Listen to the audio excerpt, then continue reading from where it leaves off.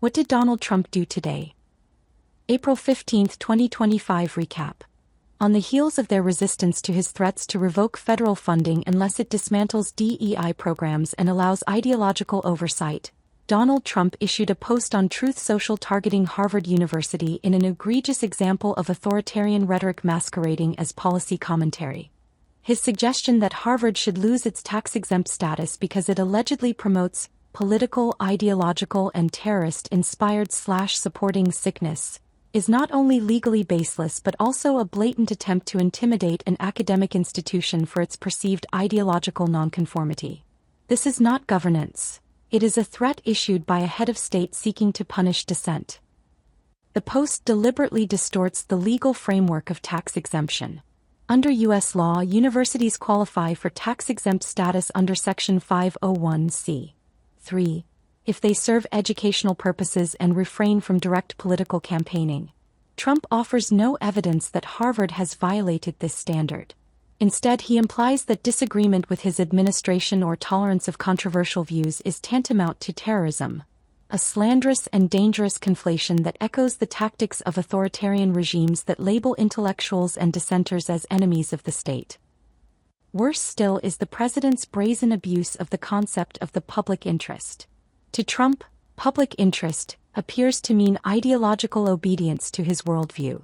By suggesting that Harvard's status should be contingent upon serving his notion of public morality, Trump reveals a fundamental hostility to pluralism, free inquiry, and constitutional protections of speech and association.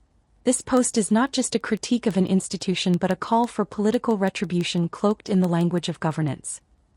The use of vague, inflammatory accusations, terrorist-inspired/supporting sickness, is especially egregious. Without context, evidence, or specificity, the accusation functions as a smear designed to provoke fear and justify overreach. It's a tactic designed to silence rather than persuade, to bully rather than debate. This post exemplifies the collapse of executive restraint under Trump's second term. It signals a disregard for the rule of law and an increasing willingness to use the levers of government as weapons against ideological opponents. It is demagogic, authoritarian, and beneath the dignity of any president, let alone one sworn to uphold the Constitution. Source: Truth Social. The Trump administration announced a freeze on $2.2 billion in grants and $60 million in contracts to Harvard University after the school rejected federal demands that Harvard's leadership deemed unconstitutional. The administration's conditions included audits of academic programs, mandates for governance and hiring changes, and scrutiny of campus viewpoints. Harvard President Alan Garber rebuked the demands, affirming the university's autonomy and right to determine its own educational and institutional policies.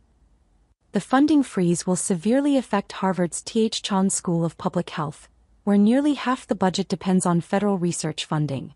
Dean Andrea Baccarelli warned that halting government-backed research threatens major public health advances, including ongoing work on diseases such as cancer, HIV, and Alzheimer's.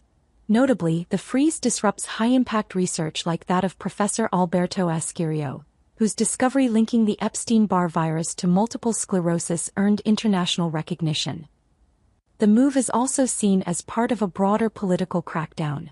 The Trump administration has criticized Harvard's response to Gaza-related protests and accused it of failing to protect Jewish students, citing Title VI violations. Harvard insists it has taken steps to combat anti-Semitism and has complied with Supreme Court rulings on race-conscious admissions. More broadly, the administration is pressuring at least 60 universities, threatening enforcement actions under anti-discrimination laws, and freezing federal funding at multiple institutions. Experts warn that undermining university-government research partnerships, which have historically driven innovation and economic growth, could have long-term consequences. A 2024 report noted that NIH funding alone generated $94.5 billion in economic activity and supported over 400,000 jobs. Source: Harvard School of Public Health. The suite of executive actions issued by Donald Trump today reflects a broader strategy of technocratic reengineering fused with ideological ambition. Each directive purports to enhance efficiency, restore common sense, or protect national interests, yet taken together, they reveal a governance style centered on deregulation, political targeting, and consolidation of executive power. The Memorandum on Updating Permitting Technology calls for digitizing and accelerating environmental reviews under the guise of modernization, but its emphasis on speed and litigation protection over substantive environmental safeguards raises concerns about the integrity of these reviews. It prioritizes efficiency at the potential expense of environmental accountability, suggesting a weakening of procedural rigor masked as innovation. The memorandum targeting undocumented immigrants' access to Social Security Act benefits continues Trump's use of administrative tools for ideological enforcement. While framed as an anti-fraud policy, it amplifies rhetoric around illegal aliens and threatens states and localities that don't adhere to the administration's verification standards.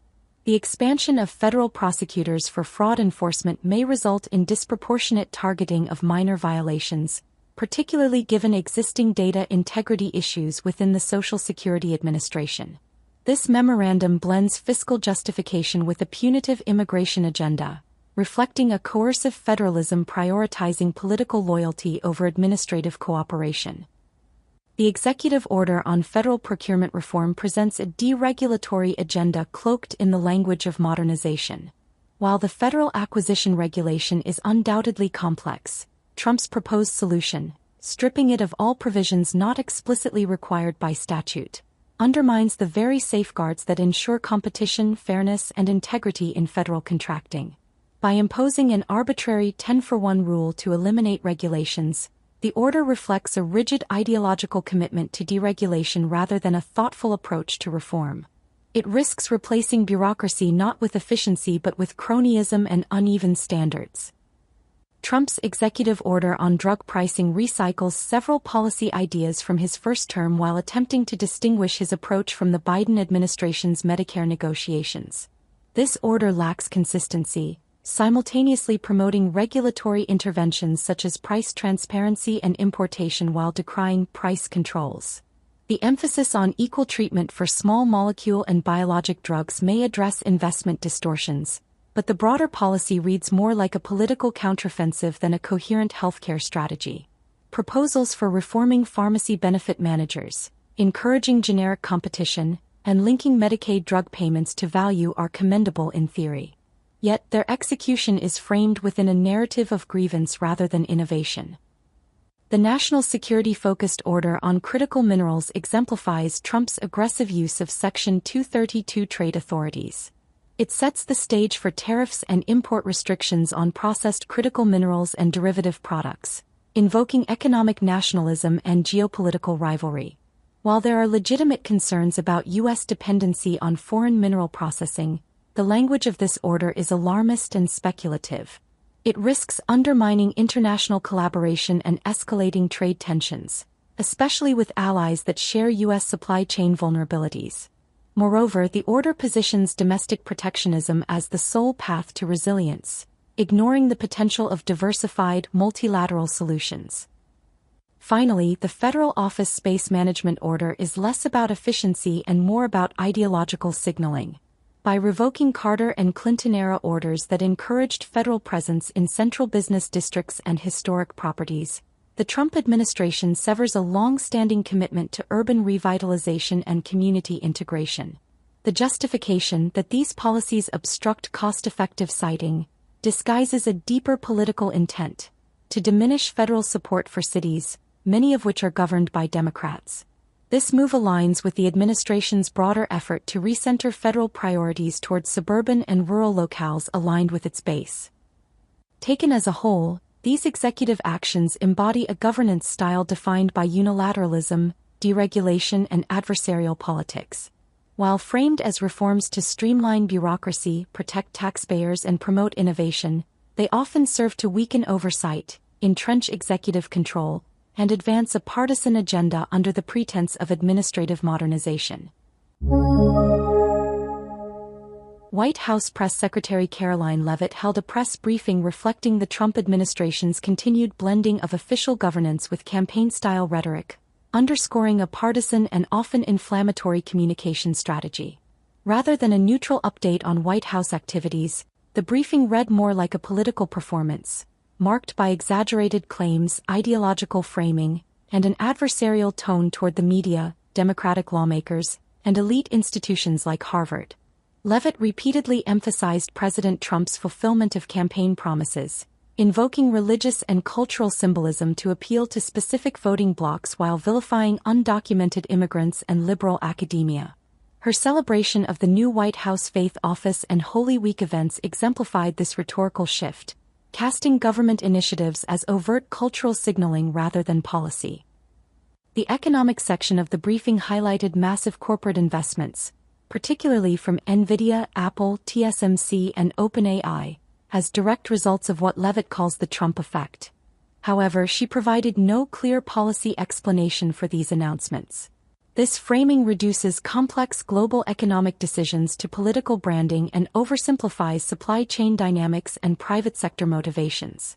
Similarly, her discussion of border enforcement took a militaristic tone, touting record-breaking deportations and the creation of a national defense area, while offering little context about legality or operational oversight.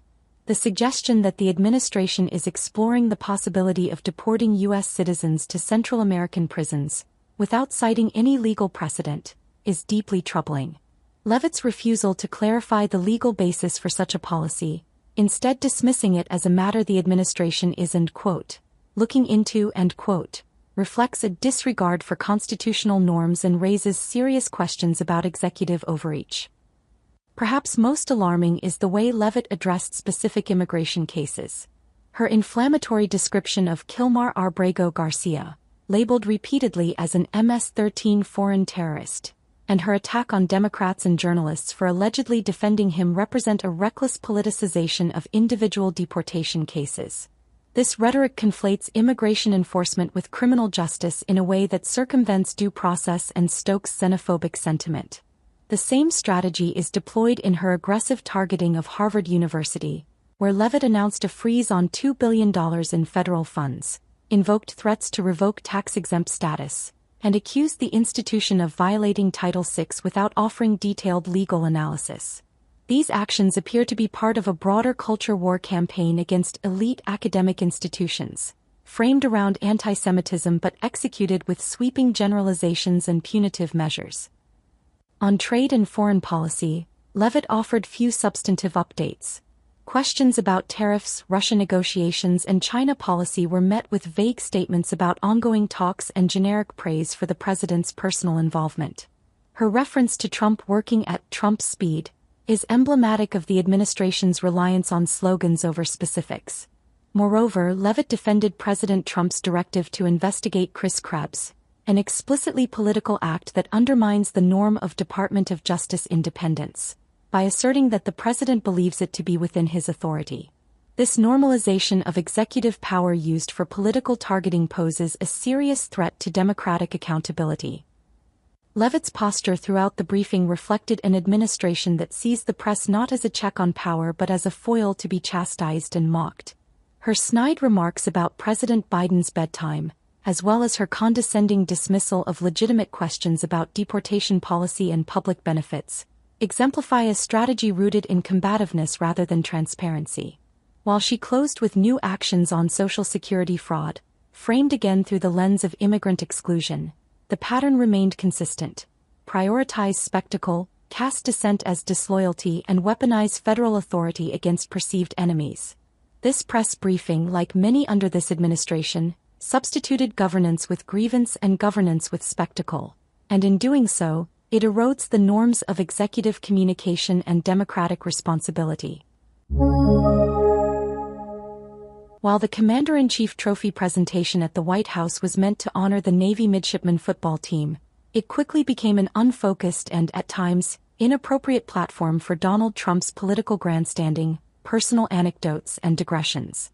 While such events typically blend formality with humor and celebration, this address often veered into incoherence, undermining both the dignity of the occasion and the honor intended for the service members. First, the speech lacked structure and discipline. President Trump frequently interrupted his own points with tangents, joking about Vice President J.D. Vance taking a call from China, commenting on people's appearances and rambling about stealth design aesthetics. These asides detracted from the central purpose, honoring the midshipmen's athletic and service accomplishments. The ceremony was meant to be about the team. Yet Trump often made himself the focal point, referencing his own political grievances, military budget claims, and his administration's alleged recruiting successes. The extensive detour into procurement and ammunition shortages, followed by jabs at the Biden administration, was inappropriate for what should have been a unifying apolitical event. Moreover, there was an alarming degree of casualness toward facts and decorum. Trump's references to military spending, stealth technology skepticism, and suggestions that ship aesthetics matter more than functionality shows a concerning superficiality in matters of national defense. His comments about recruiting, going through the roof, lacked citation and were transparently self-congratulatory. Meanwhile, his claim that "we're low on ammunition," repeated in a joking tone, betrays a dangerous impulse to publicly discuss sensitive military preparedness. His handling of names and honors was also uneven. While some players and officials received brief and sincere recognition, others were swept into awkward or one-sided exchanges.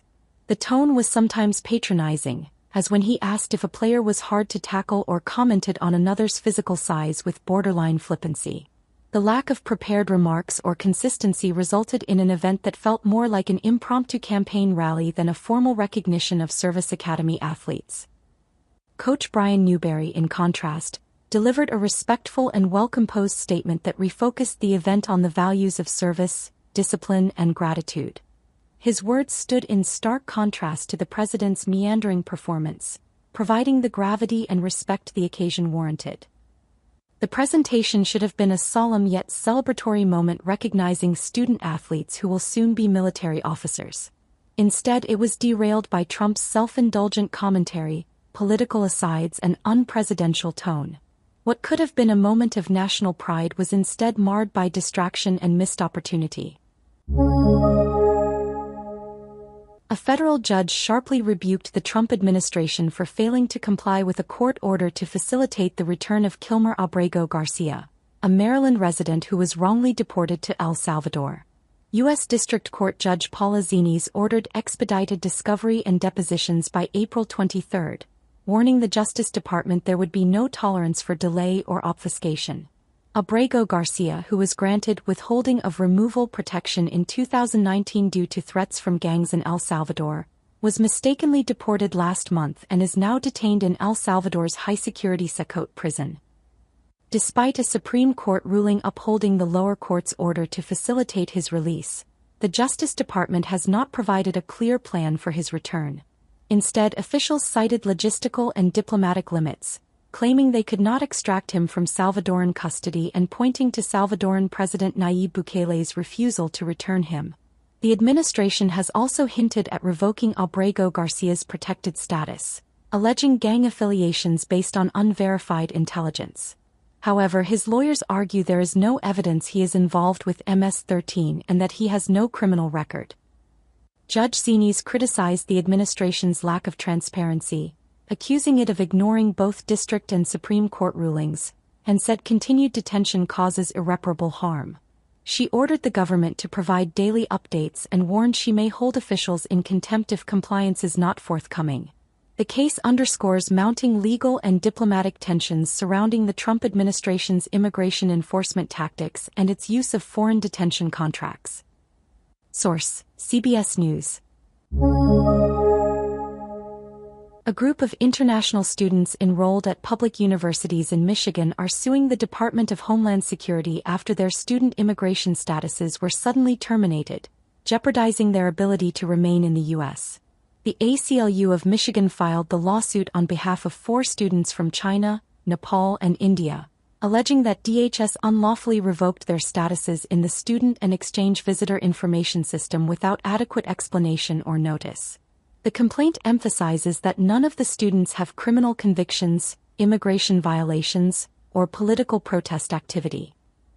The students' legal team is seeking a temporary restraining order to restore their immigration status and protect them from arrest or deportation. During a federal court hearing in Detroit, the judge acknowledged the urgency of the case but has yet to issue a ruling. In the meantime, the students have resorted to remote learning out of fear of being detained by IC agents. The federal government argues that the students were flagged through criminal background checks and that emergency court relief is inappropriate for altering SEVIS records.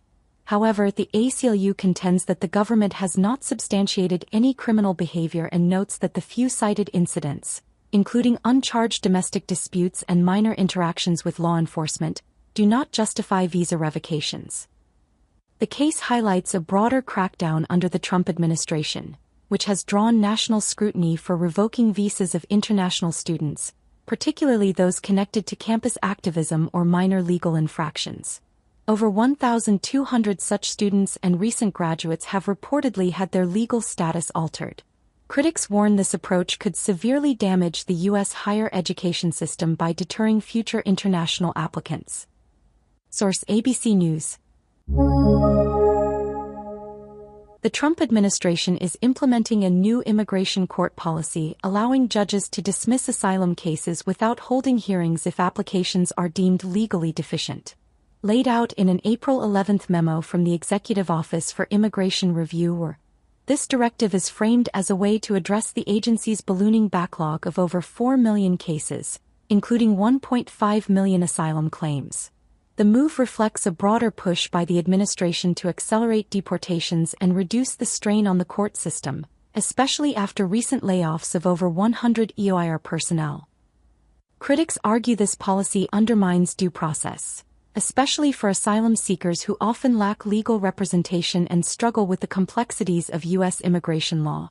Without hearings, many may be deported based solely on incomplete or poorly prepared forms.